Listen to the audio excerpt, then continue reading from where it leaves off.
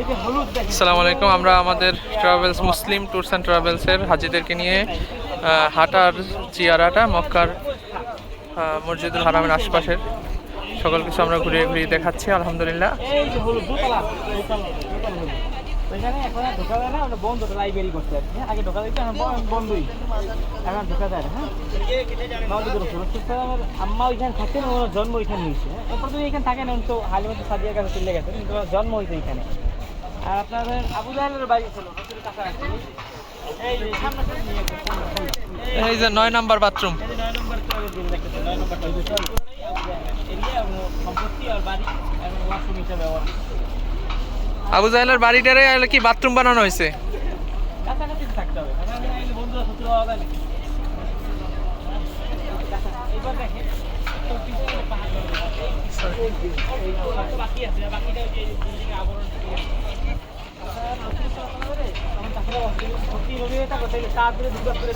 আমরা কি করবো? বিশ্বাস আল্লাহর নির্দেশে, আল্লাহর ইশারায় এই পাহাড়ের উপর উঠাই তাদের দিকে কি করছেন, আঙ্গুল ইশারা করছেন, তার দিকে ধরি। তারপরেও তারা কি করে নাই, ইমান আনে নাই।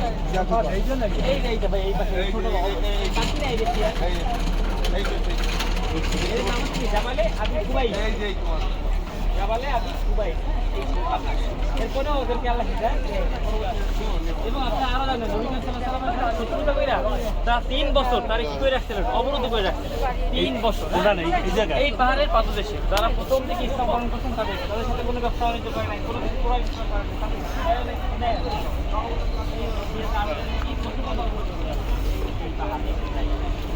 আমরা এখন যেখানে আসতেছি এইখানেই নবী করিম সাল্লাল্লাহু আলাইহি ওয়াসাল্লাম সাহাবীরা এইখানে কি করছেন, হাঁটাচলা করছেন, কাছাকাছি থাকতেন।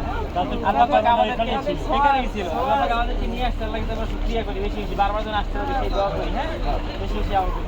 ওইখানে আটে ওই দেখেন নীল লেখা একটা সাইনবোর্ড দেখেন, বস্টন সাউন্ড। হ্যাঁ, যাওয়ার টুপিটা পিছনে হারাই যায়, ওইখানে পাওয়া যায়। হ্যাঁ, তো পাইলে ওইখানে জমা দিয়ে যায় যারা কাজ টাজ করে না, লক্ষণ পাওয়া যায়। লস্ট অ্যান্ড ফাউন্ড সব জায়গায় আছে, সব জায়গায় আছে।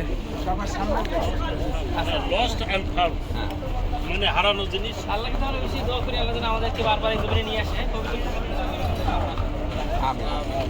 জোহরের রক্ত সময় কাছাকাছি, সময় আছে এখন প্রায়। হ্যাঁ, নাইম ভাই শুরু। আচ্ছা, আমরা এখন যেখানে আসছি এই জায়গাটা হচ্ছে, আপনারা জানেন নবী করিম সাল্লাল্লাহু আলাইহি ওয়াসাল্লামকে আল্লাহ পাক যখন এই পৃথিবীতে পাঠাইছেন, তখন এই আরববাসী ছিল সবচেয়ে বর্বর এক জাতি।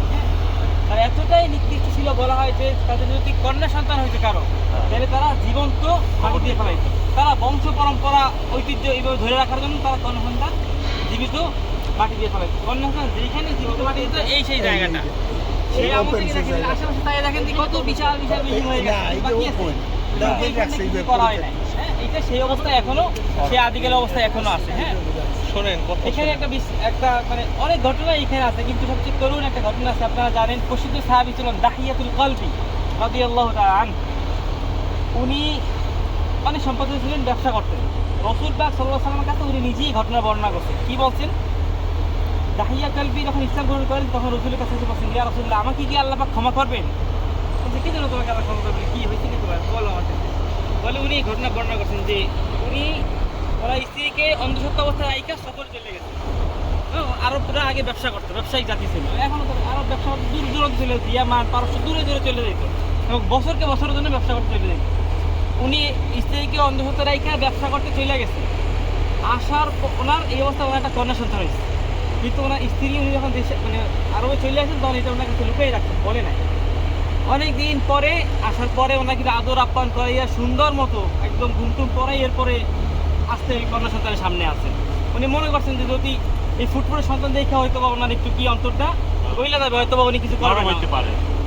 কিন্তু উনি এটা তাৎক্ষণিক কোনো রিয়াকশন না করে উনি এটা মনে মনে রাখছেন। কিছুদিন পরে ঘুরতে যাওয়ার কথা বললে নিয়ে আসছেন এই জায়গায়, নিয়ে আইসা গর্ত কইরা এইখানে তাকে জ্যান্ত কবর দিয়ে ফেলে। তখন উনি ওই মেয়ে তখন বড় হয়ে গেছেন, উনি বলছেন যে আমাকে ছাইরে দেন, আমি আপনার বাড়িতে কোনো যাবো না বাবা, আমি অন্য জায়গায় চলে যাবো, আমাকে বাইরে। এই ঘটনা যখন রাসূল পাক সাল্লাল্লাহু আলাইহি ওয়াসাল্লামের সামনে উনি উপস্থাপন করছেন, রাসূল সাল্লাল্লাহু আলাইহি ওয়াসাল্লাম বলছেন, তুমি আমার সামনে শোনা ছেড়ে দাও। হ্যাঁ, উনি তো রাসূল সাল্লাল্লাহু আলাইহি ওয়াসাল্লাম চোখে পানি, সাক্ষী পানি। এই সেই হচ্ছে গিয়ে চিন্তা কবরের স্থান, যে এখনো পর্যন্ত এখানে সেই অবস্থাতেই আছে। তো আল্লাহ পাক রাসূল পাক সাল্লাল্লাহু আলাইহি সাল্লামকে এই ভূমিতে পাঠাইয়া এই মানুষগুলাই স্বর্ণে মানুষ পরিণত হয়ে গেল। সেই মানুষগুলি হ্যাঁ ইতিহাসের সবচেয়ে আল্লাহ পাক নিজেই বলছেন রাদিয়াল্লাহু আনহু ওয়া রাদু আন।